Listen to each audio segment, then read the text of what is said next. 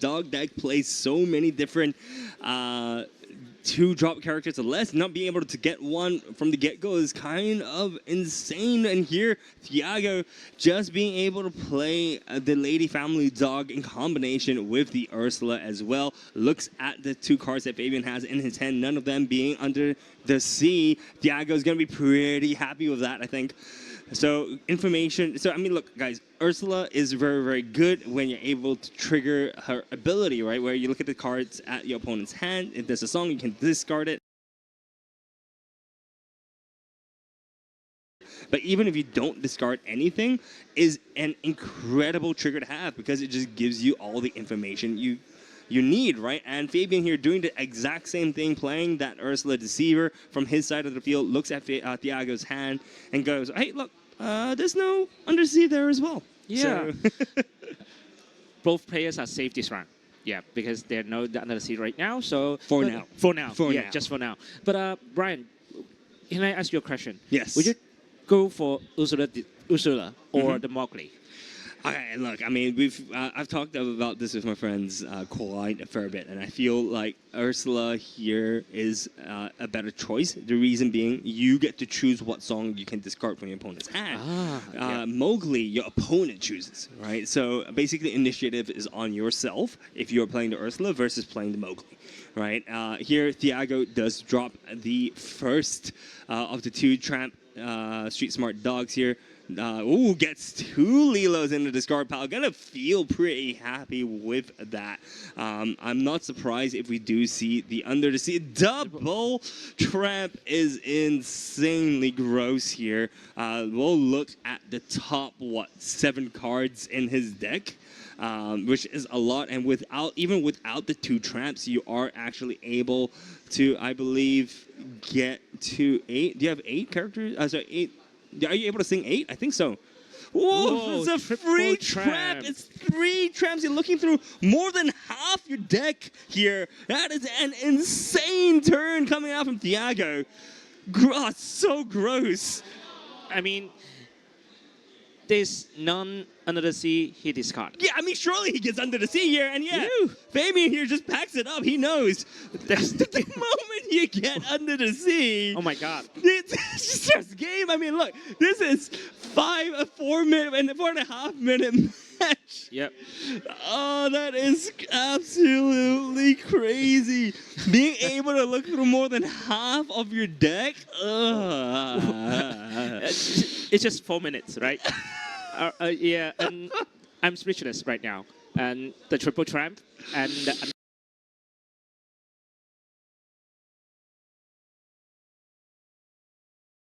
the sea, and that's the game for the game 1. I mean, you literally asked me just now, hey, Brian, what is, how does the dog matchup go? The dog mirror matchup. This is how it goes. Whoever gets under the sea first just wins. Just to get the game, right? So, I know, we both know, all the players know, when you dogs meet dogs, like who get the first under the sea will probably have the match. Yeah. Right? But what if both players got under the sea, and how it's go? How it's go? I mean, look, even if both players get under the sea, whoever's able to sing it first is going to have the advantage, right? Because the thing is, if you don't play, if you get under the sea, you don't have enough units to recover. Yeah. Right? So basically, if you go first, and you are able to get your tramp on the board, you're able to sing under the sea first. I'm not going to have any characters on my side of the field because there aren't any characters except for Nani, I believe, which has 2 strength or more in the deck. So unless I go like, triple Nani for some weird reason, then I would be able to kind of play under the sea myself and kind of do that in response, right? But it's not the game plan rough. Emerald players will want to do, right? Yeah. Triple Nani. But you definitely want to go for the triple trap, right? I mean, look, I've played this deck so many times, and honestly, having 3 tramps come out in turn 4? Turn 4.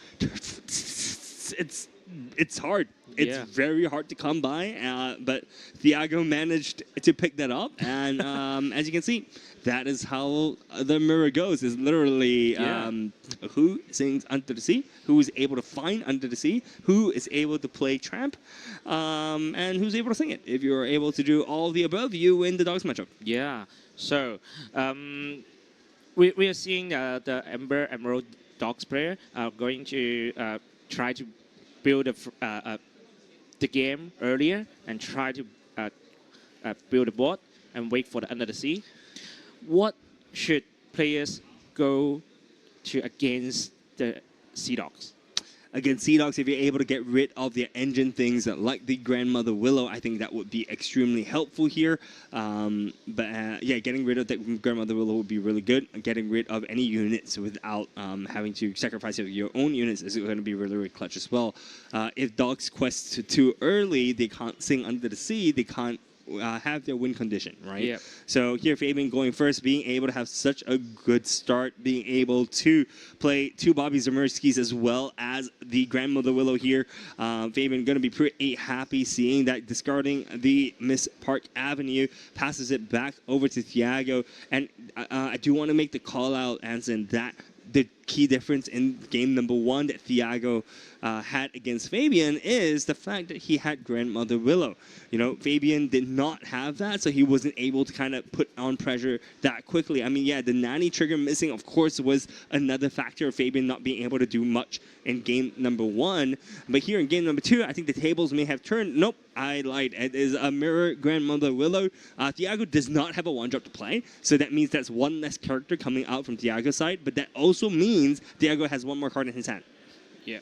So board pressure for both Sea Dogs players is definitely crucially important. Like, they try to not exerting their own characters for just 1 or 2 lore, and then try to just maintain the board and try to build a board after the Under the Sea, right? So I saw that Fabian play the Nani and search for Bobby in his hand.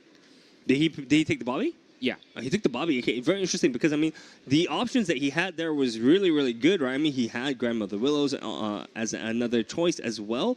Chooses the Bobby. He's trying to dig as fast as he can for Under the Sea here. He wants to be able to use his Under the Sea first, right? I mean, we talked about this mirror matchup. Whoever gets the Under the Sea first will eventually win. We do see him abusing the Grandmother Willow, right? Being able to trigger that every single turn here. We are going to see the Ursula come down. Knows now that Fabian does not have an Under the Sea just yet. He knows that Thiago knows that Tramp is sitting in Fabian's hand, ready to be played next turn. But as of right now, no Under the Sea. He's in the clear. Yeah. So, I mean, both players will keep their characters ready, right? So what should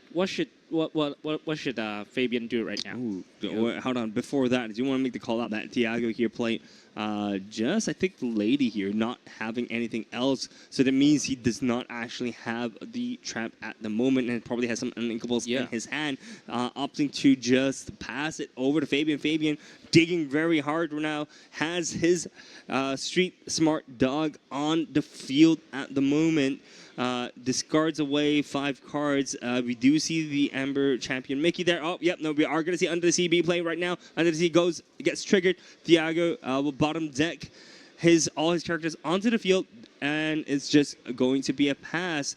I think Thiago was expecting to see the Under the Sea there, and yeah, it's just going to be another scoop there. I mean, both players know how this matchup goes. Whoever just Under the Seas first is just going to take the victory. I mean, look, Thiago figured out that there wasn't any way for him to kind of get back in the game. I mean, I think he tried to play around Under the Sea by not playing as many characters that turn, right? But I think if the next card wasn't Under the Sea there, I think he was just going to scoop ahead. And that's exactly what we saw happen here in day 1 of Taipei DLC, man. Yeah, I'm reminded that this only passed 10 minutes of the total game time of round 5.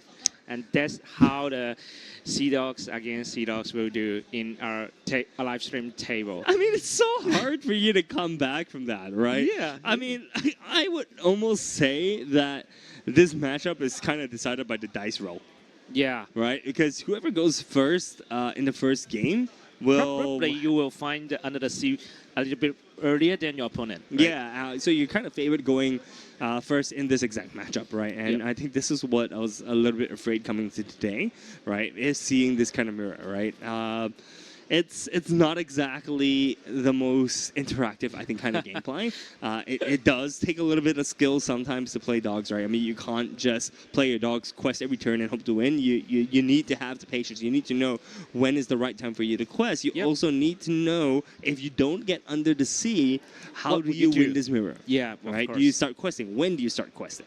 But right? I mean, the percentage of using Sea Dogs player is a little bit tricky, right? Where because we just witnessed the previous DLC, both Amber Emerald get to the finals, and we both know that Sea Dogs is a pretty crucial matter, right? In a set 11 matter, right? So, but we are only having the Emerald is not the biggest part of the players is playing this game. Right? Yeah, today at least, right? Yeah. I mean, today we saw that Blurple actually had the largest number of players. So I find it quite funny because I expect dogs to kind of be there. But you know what? I think Blurple players are just very comfortable with their deck. They know exactly what the deck is meant to do. And I think there are definitely ways for you to build your Blurple deck around kind of beating dogs. Yeah. So it's, I mean, I can't wait to see a Blurple on stream. As I said before, somehow whenever I am casting, the Blurple ends up winning, right? Here, looking at both players, Thiago doesn't seem super pleased with his hand. I think Fabian as well doesn't look super excited to see his hand. Both players maybe don't have access to Tramp and Under the Sea. Yeah, and for both players, at least Emerald is the color matching that you need to build your board early, and each card is important. Even cost one cost character, two cost character is important for them to maintain the board control. Yeah, for sure. And here we see Thiago starting things off. We are going to see the Lady Elegant Spaniel come down. Fabian, on the other hand, is going to start us off with a Bobby Zimmerski. Very, very strong card in this mirror matchup because you are able to just continue cycling through your cards. You are going to be able to draw deeper into your deck for a hope of seeing Under the Sea. So, yeah, Fabian is going to be pretty happy, I think, playing Bobby Zamertiski turn number 1. Thiago here now is back to him. I wonder if Thiago actually has a turn 2 play. I mean, usually you just kind of see an ink drop and then turn 2 drop pass, right? Yeah. So it's Is it too much ungainable in his hand? yeah, I mean, look, he is going to be sacrificing the Lady Family Dog, playing the Ursula fairly early. Oh, manages to snipe his away and Under the Sea there. I mean, I think Thiago is going to be pretty happy with that. Early Ursula's, I mean, look, in this specific matchup, you don't actually want to keep your Under the Sea super early because of this exact problem. I mean, there may be an opportunity for Thiago to actually come ahead in this. I mean, he's starting first, right? He has managed to snipe away and Under the Sea, so that means there's 3 left in the deck for Fabian. I mean, there's definitely a possibility for Fabian to just get Under the Sea in the coming turns, but it's really good so far. Things are looking really good for the side of Thiago. Yeah, not having Grandmother Willow on board on turn 2 is a little bit slightly slower than we all expected, but using Ursula to banish or discard Under the Sea, that's the game changer. That is definitely the game changer. We are going to see Lady Family Dog being played here. Going to be dropping the Tramp Enterprising Dog as well. On his side of the field buffs the Lady, but doesn't really matter. So we are seeing Fabian play the Grandmother Willow into Ursula. We are going to see an Under the Sea being sniped off as well. Both players are like, hey, look, I got Under the Sea. Well, I got Under the Sea from you as well. So now we're even in Under the Seas in that discard pile. Ursula is being played at the right time. We are going to see Thiago play his Emerald Chromnicon from his hand, and he has now gotten this slight advantage by questing first. You asked, how does this game go without Under the Sea? Well, we're looking at it right now. Thiago questing for 6 lore. it should be 5 lore on the board. No, 6 lore with the lady elegant spaniel. So 6 lore onto the board for the side of Thiago. Fabian now needs to find an answer. He needs to dig deeper for his Under the Sea. Wish could see his hand. Can't really see much. We are going to see a 1-drop being played. No, not a 1-drop. The Tramp Street Smart Dog because of Grandmother Willow. Does he get Under the Sea? Doesn't look like it. I mean, if he gets Under the Sea here, Thiago is not going to come out of this unscathed. Yeah, because even Diego is just dropped the Emerald Comic-Con on the table, but because Under the Sea is putting back all the character cards back to the deck of Thiago, so it will not trigger the Comic-Con's effect. Yeah, look, Fabian's thinking whether or not he wants to quest with this Daisy. I mean, you quest with this Daisy, you're potentially giving Thiago one more way. Oh, no, he's not questing at all. He is starting to trade. He is going to be swinging into the Lady Family Dog there, putting 2 damage onto both the Daisy Duck, Donald's Date, as well as Ursula Deceiver here. We are... there we go. Thiago is bouncing back one of the Grandmother Willows to Fabian's hand here. And I think it's going to be fine. I think Fabian's going to be pretty happy with that. Just likely going to be passing over here. Or maybe even questing, actually. Yeah, because you see Fabian is kind of reserved both Bobby and Tram, the big Tram, to prepare for the Under the Sea. And he can easily quest out all the characters. We are going to see another trade here. Is going to trade favorably into the Elegant Spaniel. Thiago is going to be bouncing back the Grandmother Willow to Fabian's hand. And this is, do we finally have a game on our hands? No Under the Sea for both players. Thiago going to be looking at playing a 2-drop, I think. Oh, questing out there may not have been the best. I mean, Fabian here going to be able to just trade favorably. We are going to see Adelia's Moon Lullaby being played, going to be reducing the strength of one of Fabian's characters. We are going to see the Lady Decisive Dog come down for the side of Thiago, and I think it's just going to be a pass. Yeah, so the board size right now is slightly, but not slightly, but going to the on Fabian's side. Ooh. And remember the Willow and another big Tram is coming out. Yeah. And keep searching for the decks, searching for Fabian's deck. And no Under the Sea, man. No, I'm not sure, but no, I didn't see Under the Sea. Yeah, I don't think there's Under the Sea. I just saw the ladies. I saw some Trams. I did not see any Under the Seas. We do see Fabian sighing a little bit. He knows that is not it, I think. Oh, wow. You've dug through so much of your deck and he hasn't gotten it yet. Thiago still has a chance in this, I believe. I mean, it's not over till it's over, right? Yeah, but still, the big Tram got to is true requester. And it's easily to catch up, right? So easily adjust a bit to try to catch up with the lore. And Thiago is just 6 lore and Fabian is good. Yeah, I do want to make the call as well. I didn't notice that Fabian did discard one of his Tramp Street Smart Dogs already. So that means he only has 1 Tramp left in his deck, actually. So Fabian here needs to be able to find either the 2 or 3 Under the Seas in his deck, or draw into his last Street Smart Dog, and the deck is still fairly, thick here. So there is a chance. Oh, there we go. That's the last Street Smart Dog being played. Does he get his Under the Sea here? That is the big question. We are going to look through 9 cards. 9 cards for 3 Under the Seas. I think the odds are going to be pretty good here. Fabian. But yeah, it's not a snap decision. That's interesting. Yeah. I don't think that his facial expression shows that he got another C in his hand, and he discard dozen of cards. You just only do the buy and try to get an extra card and just questing out. Yeah, look, this is. Yeah, he doesn't get Under the Sea here, but he is just going to be questing out for 9, and that's a huge point swing, tempo swing towards Fabian.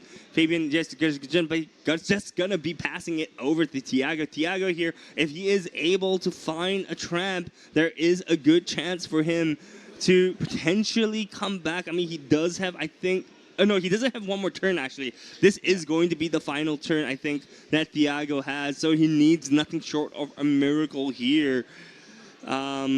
Seems to be some sort of a discussion going on at this point, but we'll wait for the official communication coming through. But for Thiago needs to be able to, I don't know, like top deck a... what? He has to have it under the sea in hand, one. Yeah. Then the only out, I think, is for him to have Lady Miss Park Avenue. So shift Miss Park Avenue, sing under the sea.